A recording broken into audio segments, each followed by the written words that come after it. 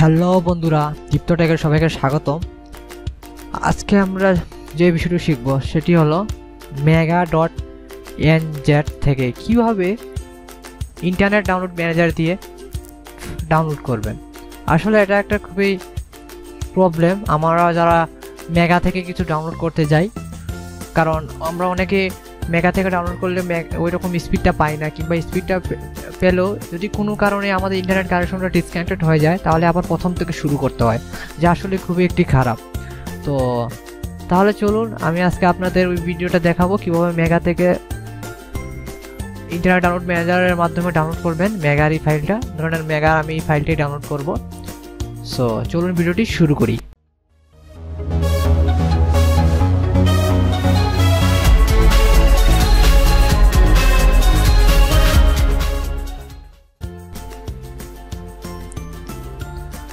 আসলে বন্ধুরা, মেগা থেকে আপনি যদি ইন্টারনেট ডাউনলোড ম্যানেজারে নামাতে চান তো একটা সফটওয়্যার, ছোট্ট একটা সফটওয়্যার আপনাদের লাগবে, যেটা আমি ভিডিও ডিসক্রিপশনে লিঙ্ক দিয়ে দিব, আপনারা ওইখান থেকে ডাউনলোড করে নেবেন। সো আমি সফটওয়্যারটা ওপেন করি। এই যে মেগা ডাউনলোডার নামে একটা সফটওয়্যার, এই যে সফটওয়্যারটা, এই সফটওয়্যারটা যখন আপনারা ইনস্টল দিবেন, তো আমি অলরেডি ইনস্টল দিয়ে রেখেছি সফটওয়্যারটা।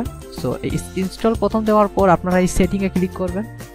হ্যাঁ, সেটিংয়ে ক্লিক করার পর আপনারা যাবেন এই যে স্ট্রিম, এখানে ক্লিক করার পরে এই যে দেখেন ইউজ স্ট্রিম সার্ভার, এখানে ক্লিক করে, এখানে ক্লিক দেওয়া থাকবে না, আপনারা এখানে ক্লিক দিয়ে সেভ করে নেবেন। ঠিক আছে, তারপর সেভ করার পর আপনি জাস্ট এই সফটওয়্যারটা মিনিমাইজ করে নেবেন। এই দেখেন নোটিফিকেশন বারে এসে যাবে। তো মিনিমাইজ করার পর আপনারা মেগাতে যাবেন। মেগাতে যে ফাইলটা আমরা ডাউনলোড করব, অলরেডি আপনারা ওইটাতে, আমি ওইটাই ব্রাউজারে আছি, তো আপনারা ওই লিঙ্কটা কপি করে নেবেন। এই যে দেখেন এইরকম একটা পপ আপ আসবে, সো আপনারা এটা কেটে দিবেন। এখন আমরা ওই সফটওয়্যারটাকে কি করব, মিনিমাইজ থেকে আনলাম।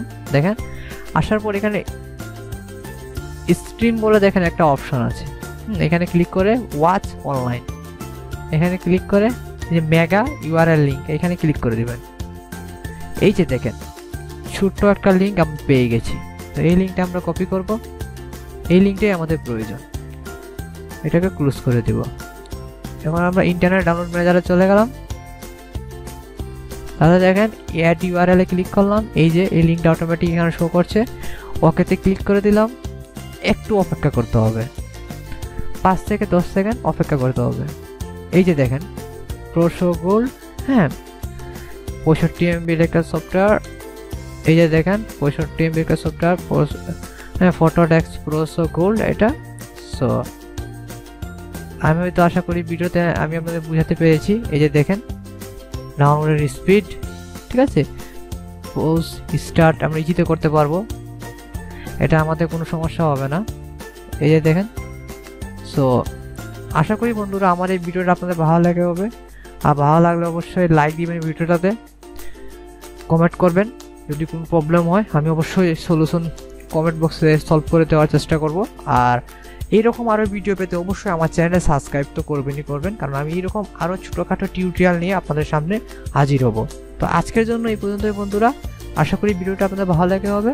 নেক্সট ভিডিও পাওয়া পর্যন্ত অপেক্ষা করুন। ধন্যবাদ, ভালো থাকবেন সবাই।